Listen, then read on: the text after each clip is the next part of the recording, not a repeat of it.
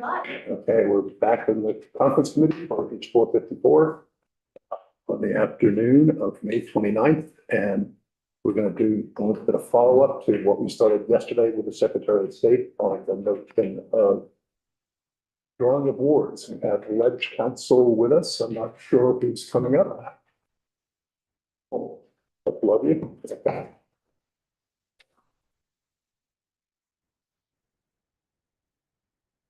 All right, well, good afternoon, Tucker Anderson, Legislative Counsel for the record, and Tim Dublin, Legislative Counsel. And we are happy to do our government operations show for all of you. We assume that you don't have that much time, so instead we're just going to pose the question, what would you like to know about wards, drawing the boundaries, the process, the timeline, and based on the information that you want, we will walk you through a summary of some of the issues. I guess I would say we got a very good presentation from the Secretary of State yesterday, so probably we'll try not to be duplicative in what we ask. I would say that if we sort of have if the legislature can agree on district maps in January of next year, and could immediately start sort of an award drawing process, could you talk briefly about that process and what it takes from a legislative point? Maybe I can add to that. Also, what steps could be undertaken or what parts of the work could be undertaken even before that happens? Yeah, great question. That would to preliminary to the time and moment that the maps are adopted. So we've talked about this in a few committees before, but establishing the actual district boundaries is the essential primary step. Okay. So moving into the actual apportionment of wards, very difficult to do without knowing what the district boundaries are. And why is that? Because as soon as you start shifting those district boundaries, you're changing the population of the district, and that has impacts on the ward boundary lines. So starting there, the essential step is, what are the districts? If you have the actual districts in place, then you can start the apportionment process in earnest. You may be able to get ahead of time some input on proposed district boundaries and what the wards would look like within them. But you would do that with the understanding that if there is any adjustment to the districts, you're going to have to completely undergo the apportionment process again. I was thinking more about education and getting ready for the moment. What are the things you could do there? And agreeing with Attorney Anderson, the only exception to that would be if apportionment weren't to be required in a situation where there was at large something that seeks to be determined. That's really the only exception where people would get ahead of that. But if that were not to be opted for, then really districts would have to be very much in question for education. The steps that you could take ahead of time, learning the mapping software is a crucial one, understanding the Secretary of State's process.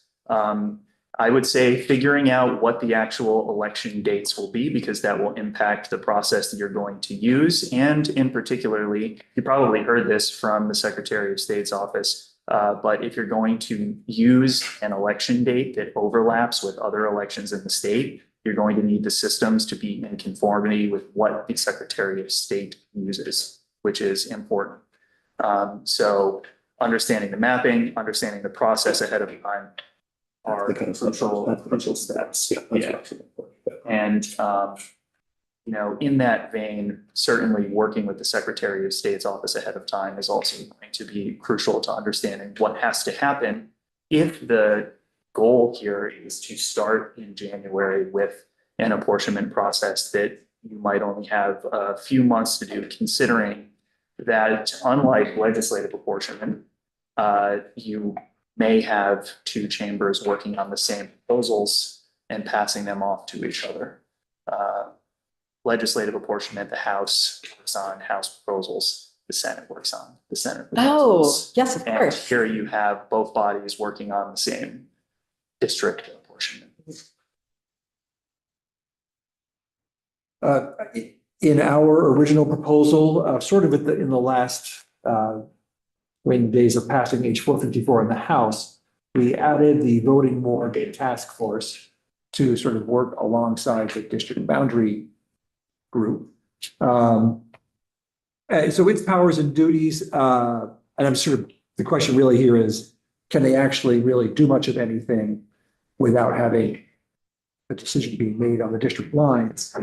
The task force shall, to the extent possible, start the process of recommending board boundaries. This recommendation shall also include optimal number of school board members per school board to maximize public representation, boundaries for school district voting boards within each school district, and with alternative options if necessary, including detailed maps clearly and ambiguously delineating ward boundaries that respect current municipal boundary lines, when we just have the assistance of others. I'm just curious as to the extent that they could actually provide much of a head start if it's still up to the legislature to finalize those lines. The last thing that you said is the most important part, and I don't want to give you an unhappy response here, but it's really up to you all as to whether the plan that you receive is going to be one that won't be adjusted. Yeah.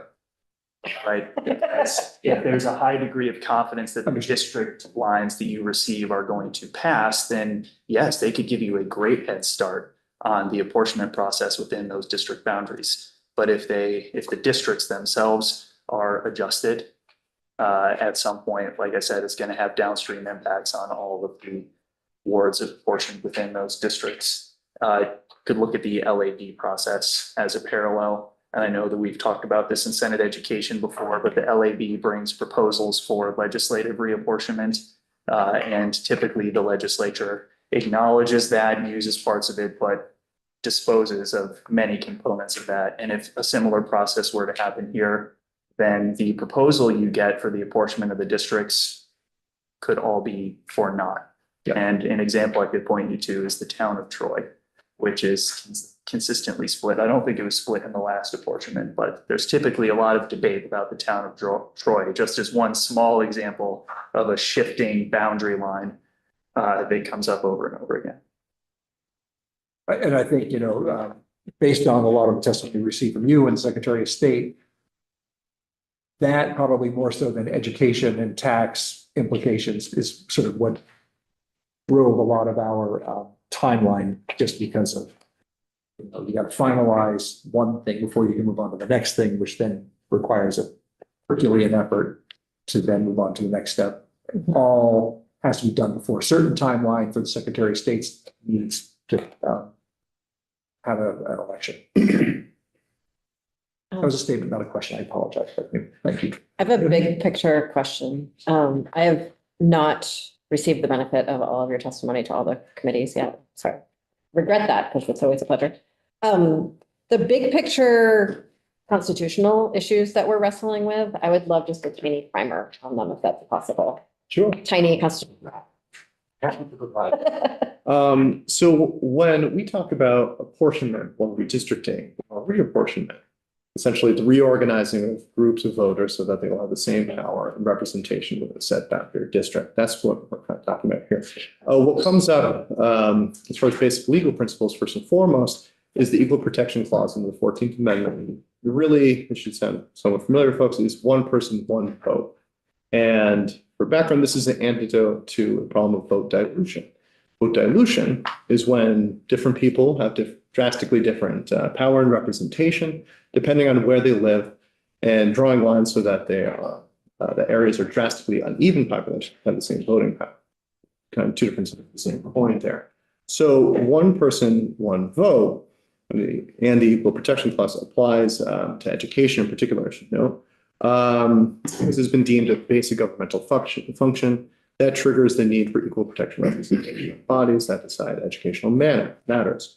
This is from a case called Barnes v. Board of Directors in high school. It should be noted also that one person, one vote need not apply in all electoral constructions, as I mentioned before, at-large districts and appointments. Actually don't need those because really only where different populations will be voting to have different representatives in a shared governmental body. That's the primary issue there. It's wherever you have a nexus between a voter pool and a representative on a body. That's where you run into the person, one vote requirement. That's right. So you've, Any construct that doesn't have that electoral nexus between a voter and an elected body. So don't have this requirement. with appointing officials, no voters are required for appointment, so no need to bring in an equal protection clause there. For at large, everybody votes for everybody out there. So again, there's no districts that could be disproportionate to each other there. So those are the two readily available examples of when this concept wouldn't apply.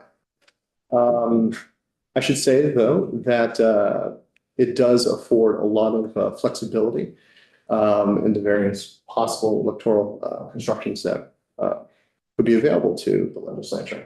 Let's see, and that is exactly how do you structure these districts, under this principle. You could have single member districts. Sound familiar? That's why this body is organized. We get both single and multi-member. If they're adjacent or overlapping, various permutations. Also, I should note that this affords for numerous mechanics of voting systems. You could have plurality, majority voting, you could have ranked choice voting, proportional representation, et cetera. And also, I should note that this allows for constituent variations as well. We see on the local level here in this state that some municipalities, even non-citizens, can vote on local issues. So it's a broad umbrella constitutional issue, but affords much variance in practical matters. And the practical considerations for apportionment and for the drawing of the boundaries, things to keep in mind. Tim covered mostly the proportionality between the districts, but you also have things like contiguous districting. So when you have islands that can impose a district, typically frowned upon, you also have the evaluation of whether you're connecting communities of interest. And that has largely to do with whether or not you are essentially gerrymandering a district in a way that is unpalatable under the US Constitution.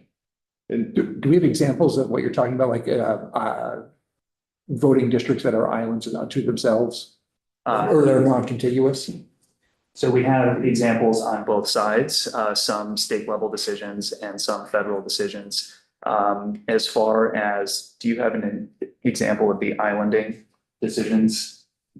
In Vermont, I guess. I have like a vague memory of reading about them in the news Tim during like the has last. At least one case and a footnote that we can point out to you later. And as far as the, there's a decision from Vermont that is really interesting because it goes the other way, where they determined that there was not actually vote dilution, despite the fact that the voting district that was designed was a long, narrow, boot-shaped district. And the reason is that even though it may have been designed to protect incumbents and disadvantage certain voting blocks, the voters who would have been disadvantaged still got the attention of the winning candidate, which is a point of analysis we didn't cover. But as long as your vote gets the attention of the person who did in fact win, you are not disenfranchised. right, and that's kind of Woodbury, I believe. Yes. And to kind of color that a little bit more. So essentially the required factors here, we start off with, do multiple districts that are electing people to the same deciding entity, board, or whatever that would be, do they have reasonably similar numbers in population? And then the courts look at, varying, they have different tolerances to various deviations that could be depending on the office running for. That is, how much deviation from that, truly equal number of populations is allowed, and under what factors. We already talked about some of those factors. There's essentially what is the governmental interest in providing, that deviation. Maybe compactness of district, contiguousness. There are permitted regard for existing political subdivision boundaries, natural or historic boundary lines, groupings of communities of common interest, as we already said. And then other factors can be considered, but may not be strong enough alone. For example, like history, economic commonality, things with that. And then to Tucker's point he just raised, lumping in small towns and large towns is permissible. Again, so long as smaller towns have the opportunity to influence the election or secure the attention of winning candidate. Also, it should be pointed out that non-racial political gerrymandering is permitted as well under current common law, federal law. So Looping back to the earlier question, another thing that I'll do to prepare and do some education ahead of apportionment would be if you have a good idea of what the districts are going to be, start taking a look at some of the practical impacts on the ground. Where are the voting centers? Where's the town hall? How many voting locations do you actually have within the total district? And how might that be impacted by the ward boundaries and lines? Something that was discussed in the House, Representative Conlon brought up. I won't take credit for it, but I do think I introduced the notion of the mountain rule. Is there a mountain in the way of the voters and the place that they go to vote? It is something that has been historically considered in Vermont. There was, in fact, for the General Assembly, a mountain rule for many years.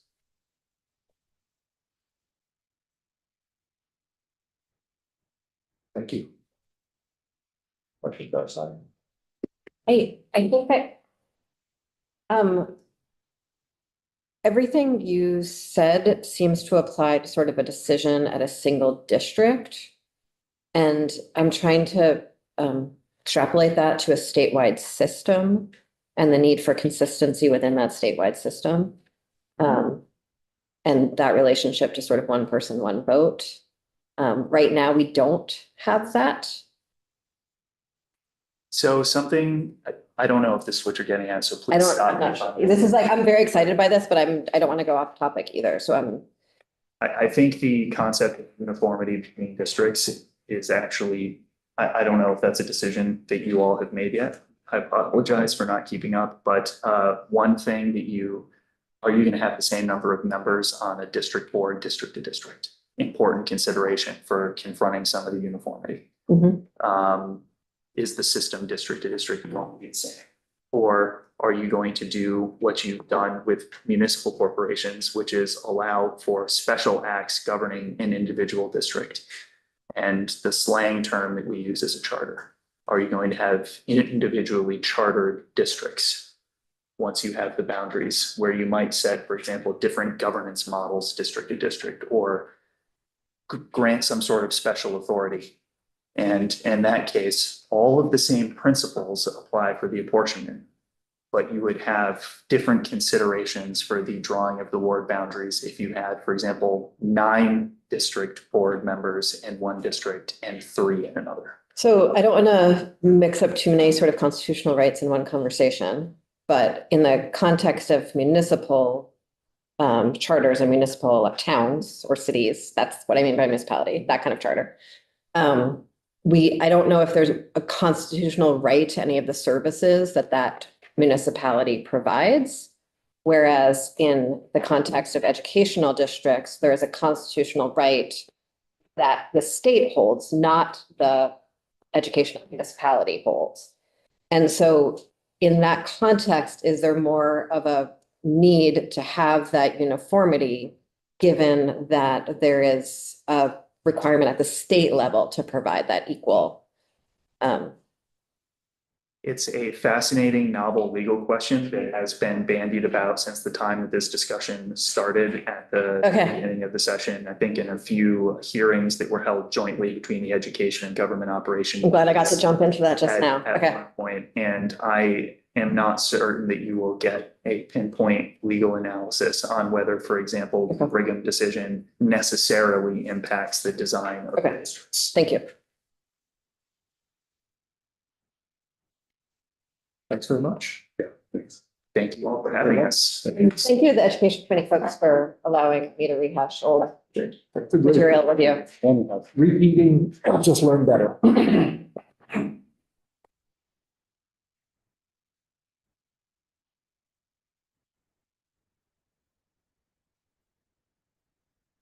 We, I don't know if we got this printed.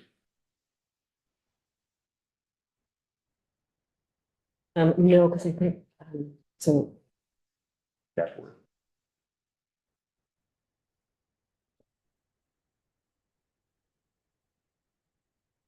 So we can get this printed if we want, or. Yeah, she also had a word, she had a Word doc and I don't know where it is. But we met last night. I walked past even. Yes, it was very heartening to see you all sitting there. Waved as Yes. they left. The same. So we, what we did is, I think, it was went through the section by section. We only did the first half, by the way. Section 47, wherever, 46, 47, we left off. And we, recognizing that we're trying to work in a pretty constricted timeline here. We just Love that. cut to the chase, but on a couple of levels. One is that, there's the two bodies, and then there's within the two bodies, I think we're assuming, unless we put this together, we made the assumption that this is going to have to be a bipartisan legislation to get parties going for pass and other reasons. So we looked at it that way. And we also looked at it in terms of what the government looking for the top priorities, and tried to put it together thinking about how the Senate position and then also what it would take to, realistic level in the next couple of days to get to something that it's where we need to go.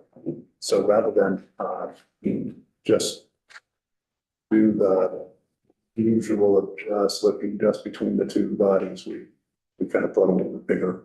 Oh, And taking an approach that we've got, if we're operating on that time frame, might as well cut to the real issues. That's what we did, and we can just talk about it as we go.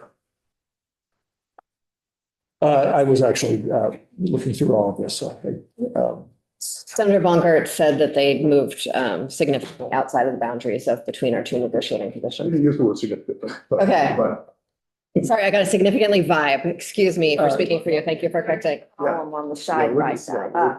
we had that in mind as well. And just sort of trying to move. I don't know if the governor has the right to move us beyond our two positions either, to be perfectly honest. Well, I mean, that's okay, but if we're gonna get this thing done, we're gonna have to just get realistic about it. Send it out, get it vetoed, Yeah, yeah. come back in, but that's So we were trying.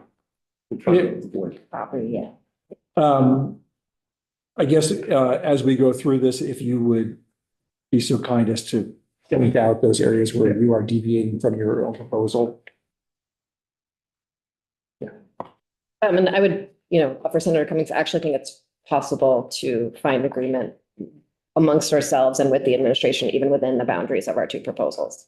Well, hopefully that's what we, Yeah. I mean, Yes. We're not deviating very much. Perfect. It's a, so look at the first one. I mean, what more could you ask for?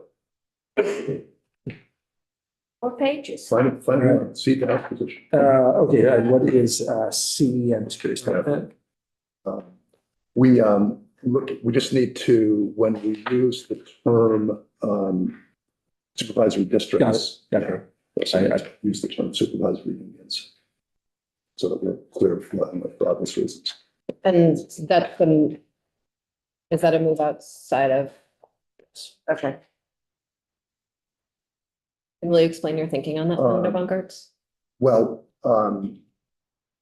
again, thinking in terms of the whole picture here and we've got, the rural school union alliance, we've got superintendents, supervisory unions, and just wanted to not be clear that we're not talking about, for instance, one of the maps that we've talked about has supervisory unions. So supervisory unions are part of this discussion, and so they need to be part of the discussion and within the intent section. So it wasn't there per se, but it was actually in the bill.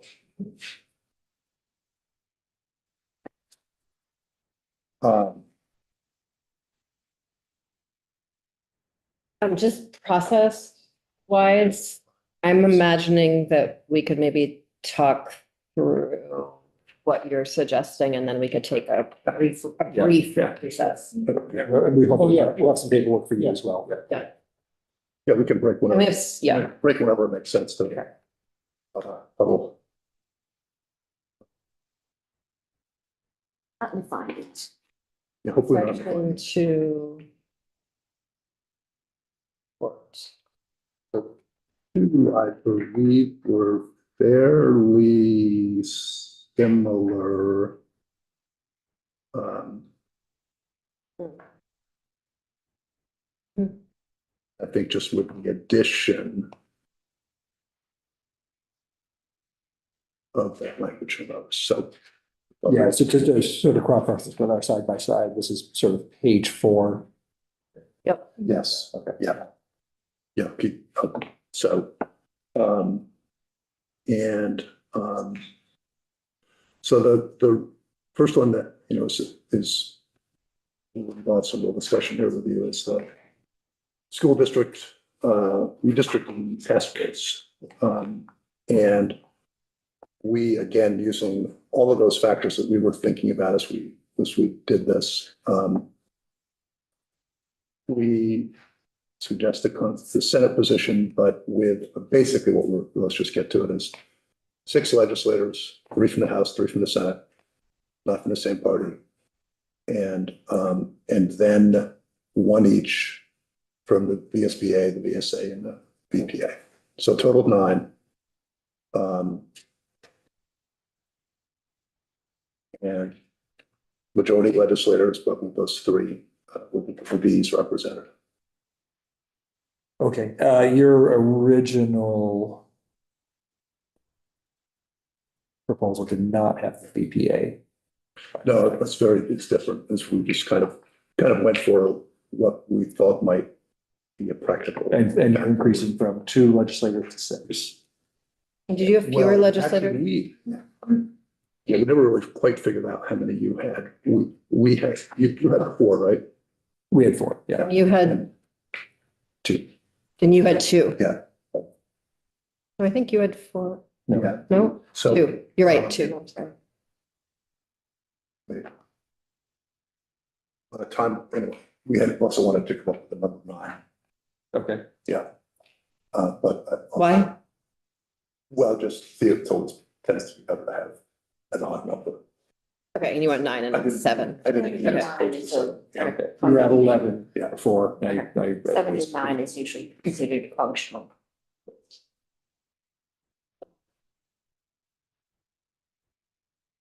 And you moved from 2 public hearings to 3.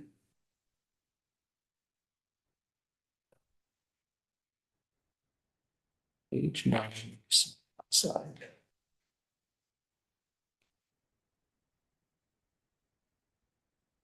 Oh, just adding the pros and cons of each proposal, I think.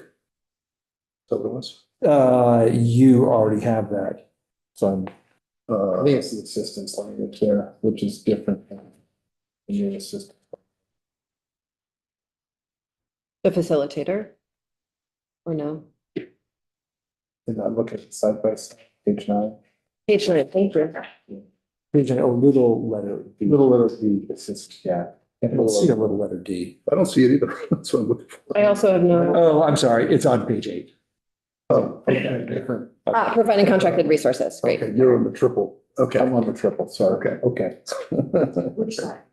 Where everyone else is on the double, can you move to Sorry, that I'm side? on the side by side, but well, I like this one because it has the. No, but no one else is using the it. Governor's position in there. If you don't have it. you just- I don't want to transfer all my notes. So D is the assistant. Yep. Okay. Okay. She'll have the assistant. Okay. Okay, so, okay. And 2A, House 4. oh, okay, You're going with our House the 4,000 report. Where's not? reports on that page 8 of side by side. That's the. Okay, so yours may very well be, when this says 8, that's probably on the 3 column side by side as the 2 column side by side. Well, We have, it's E, reports and maps, is that what you mean? Over here? Yes. Oh, got it. Starts over Okay. there. Okay. okay, yeah, we took your Who took yours? your house. Mhm. Okay. Why JFO call the first meeting? Just, I think we had that at one point in the House version, I mean, in the Senate version. Oh, the So we had to have first something to meeting. call I think that's what happened with our, income study and everything. I think JFO called the first meeting. Because you haven't elected a chair. Yeah. I think Catherine may have called the first meeting. Julie called the first meeting. Julie Ricker joined us on this. JFO did call the first meeting to order. It was also an all legislative task force that JFO was staffing. Which is not the case. Yeah. Oh, it's not all legislative. And I'm not saying whether or not legislative staff Yeah. should or would staff the committee, but rather these are different constructs. Okay. So it's a decision. Okay, That is not something. we will, yep. Can't imagine that's gonna be the last thing we're disagreeing on at the end of the day. Okay. um, So then, I mean, you want to take out the maximum of 8,000, but your version doesn't have a minimum in there, correct? So no, there'd be no, No maximum, no minimum. but our minimum would be in there, if your minimum was flexible, right? had that flexibility in it. Include the House position minimum. Oh, there it is. Thank you. And your CT program. Okay.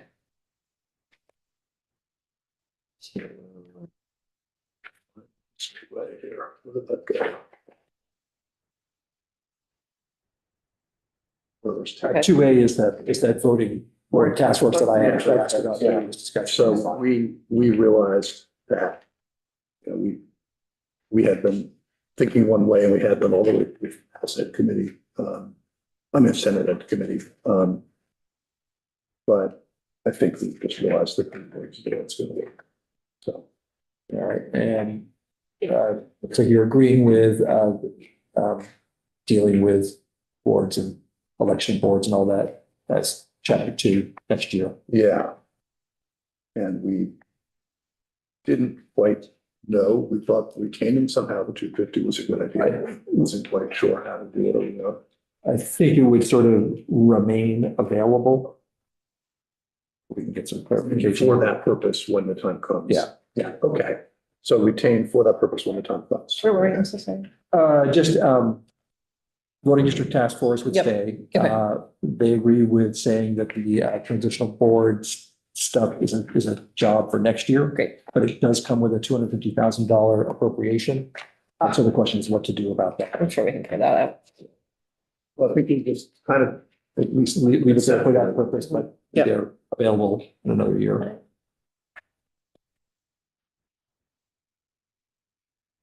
Section. Did I miss? Section 3.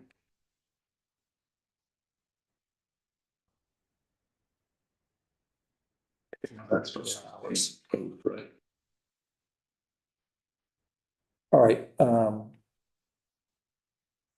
section 5, I think we call it section 4. These are numbered a little, I think somewhat perhaps incorrectly.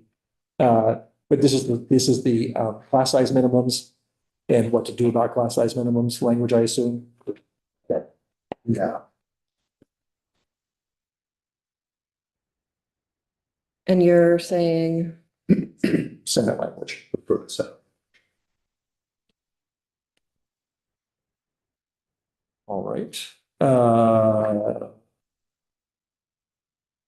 6. section Section 7, 7. which is when we say section 6, we are talking. State Board of Education I'm rules. well, we have different Oh, no. section numbers. So I think we're referring to the Failure to comply. So you mean, well, there were no changes between the two? Correct. That's right. Yeah. Section 7. Okay. There's school size. It's just the rules reporting the school side. Okay, we only had intent language, which you had originally said you had pulled, but now you're putting back in a more general description then. In other words, ours had numbers as an intent for the future. Yeah.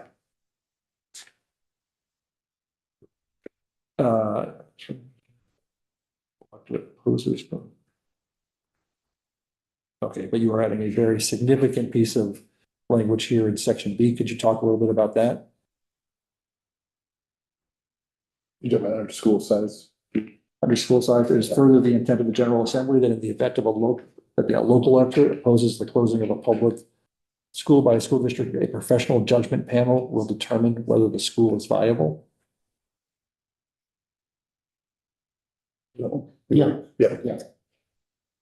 I mean, that's not in any of the proposals anywhere. I know. Neither the governor's nor yours nor ours. I mean, we're taking in everything, which is two caucuses that didn't vote for this bill, as it came through either the Senate or the House. And a lot of other things that have happened, organizations. Yeah, I think, go ahead. And I know Representative Conlon flagged this, and I know that we all want to find something that passes. I also want to be really careful that we are not violating either of our body's rules on the floor in order to make sure that we have something that passes our floor. So I just want to sort of really like put extra flag on things and be very careful about when we're doing that and when we're not. This was really in part a practical way to bridge for some communities, the fear gap. Yeah, I understand the intent. Was a way to a practical approach to sort of getting. It's as we deviate further and further outside of what both of our bodies agreed to, I think it makes it focus. It makes us more vulnerable to other things. Is niche a technical term? I don't mean that as a dig. I'm really genuinely. We actually, this is also not intended to be. It was late. Okay. Okay, great. Okay, thank you. Okay.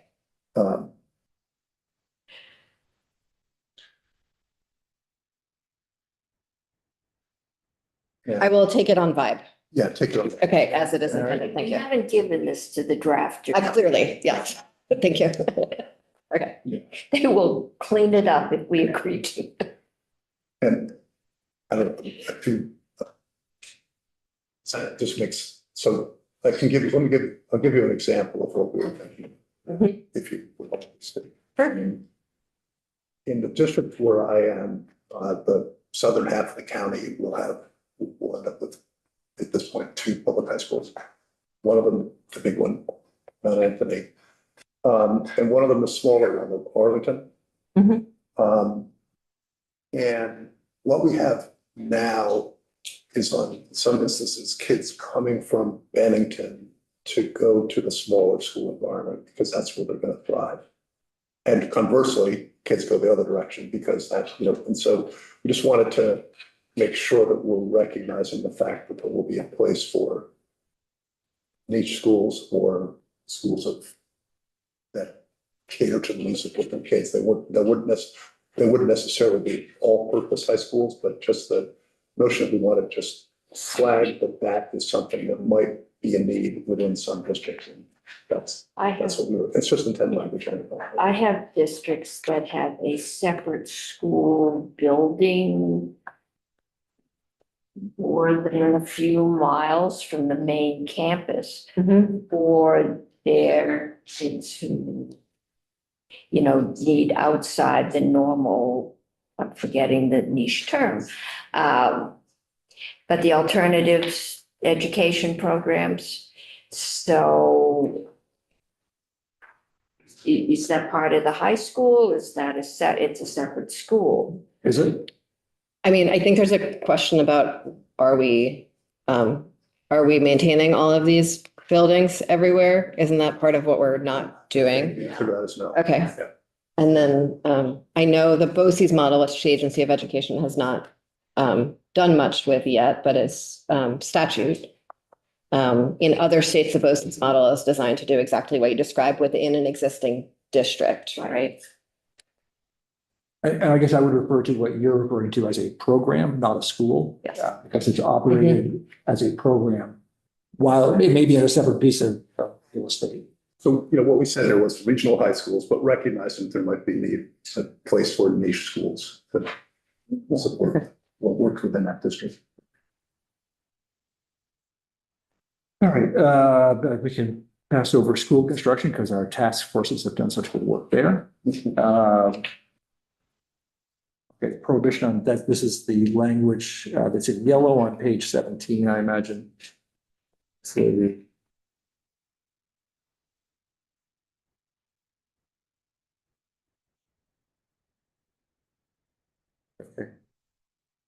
Is this in some way I had a concern about no reasonably accessible public school and what that actually meant in the term reasonably, is that what are you addressing that in some way here or?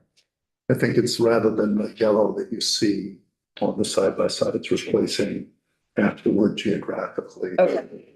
Yeah, with a different clause that I think was Okay, thank you. trying to give it effect.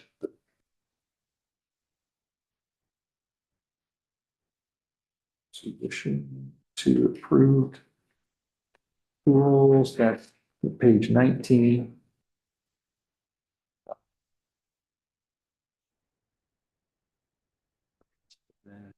This house on section 19. Petition transition. Okay. Statewide intents and the house. There wasn't a disagreement there. Wait, I'm really confused. Section 19, there was no disagreement, so what are you agreeing with? Re-emphasizing that they agreed. We could have just put no, we could have put, Okay, sorry. I just didn't know if I was in the right section. Okay, 20, again, there was no disagreement anyway. so no disagreement. 21.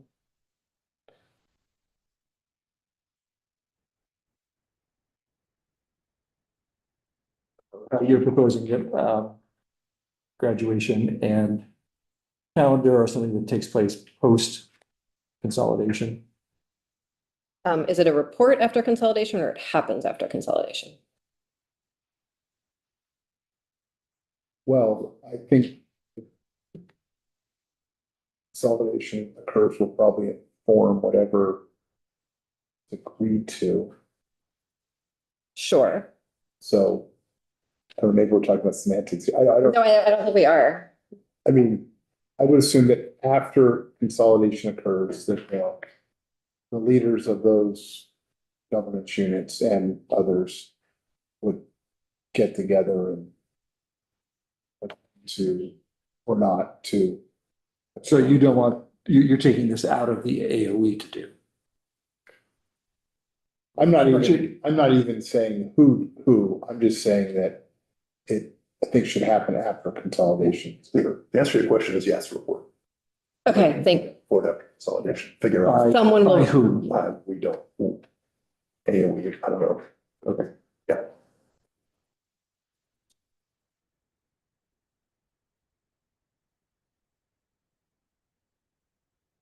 Two.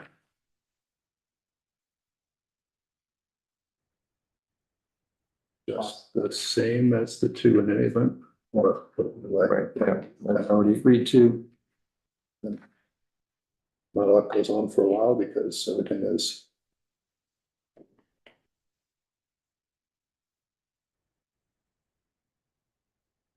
Two. And 37. We really meant Senate version there, we didn't write that, I think. your budget section, is that what you're talking about? The appropriation? No, As far as school. that just says Senate version. For the Okay, appropriation. Before we get to that, so the appropriation, Yeah. the Senate version, is that what you're? Yes. Okay.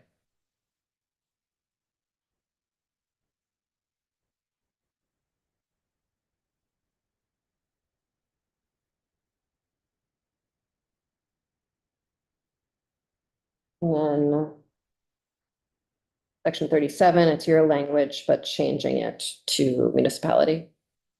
Okay, and I think we might not be able to use municipality because that would include like garbage districts Right, I and was wondering stuff. about that, Oh, yeah. And so it might need to be like town, village, city or something like that, but Something other. Yes. Right, placeholder.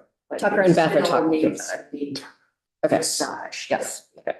One of the 252. 38.2.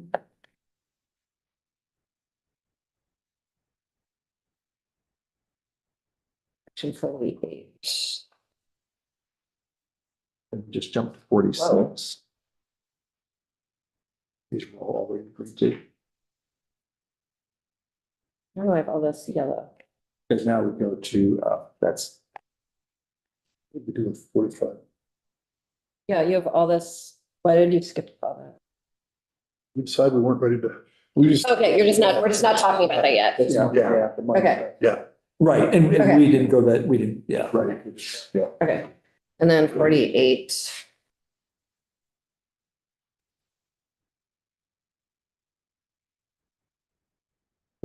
So let me just, 46, so that, in this. The statewide adjustment is. Removed, repealed in FY 20, I think it's July 1st, 29. And then there's numerous areas in the bill where it's. In the language on both sides where. We need to keep that. The CLA? No, the statewide adjustment. We did last year. Yeah, what was done last. Yeah, so that is not, it's not intended to be repealed. It's that there was a technical problem with how we passed it last year. Okay, I guess I probably need to have some further. Yeah, conversation happy, with John. please have that further conversation. I'm It's- heartened to yes. hear that's not what we're. Yeah, no, that is not, and I said that in the hallway, but we haven't talked Yeah, about I it. know. And I think Julia could probably explain it too. It was or Jake could have when he was here. It's, we basically just put it in statute incorrectly and they've been implementing it correctly, but we need to correct it in statute. Okay, so that's all it is, and that's. Yeah. And then on 48, that's just a question I had, and I wasn't clear, really, I think in either versions. I think the language clearly says in here that. Wait, I need to catch up with where Oh, yeah, I'm where sorry. you are. You said section 48? Yeah, Wait, I'm still not there. Okay. Wait, okay. And we hadn't really gotten into this in great depth anyway. Yeah. But, so my question is, I think I see in the language where if for some reason the legislature could not agree on a supplemental yield, for whatever reason, if you use the one from the previous year. But I don't see anything that says, if we get to the end and, Armageddon, we're approaching July 1st, we can't agree on a homestead rate or a homestead or. Oh, a default rate like we have. Yeah, and I don't know if I'm missing that, but I think I'm not sure either, but that's something we need to think about. Yep. I genuinely don't remember. It's possible there's one somewhere in here.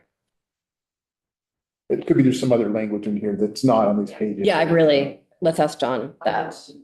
Remember having the discussion. Yeah. Maybe we could have John in quickly at some point later this afternoon to just cover 46 and 48. Sure. Okay. Not all of section 48, but just that question that Scott has. But we got dispensation. Okay, great. Okay. And we just have to go if there's a roll call, as I assume you do too. We might not even, yeah.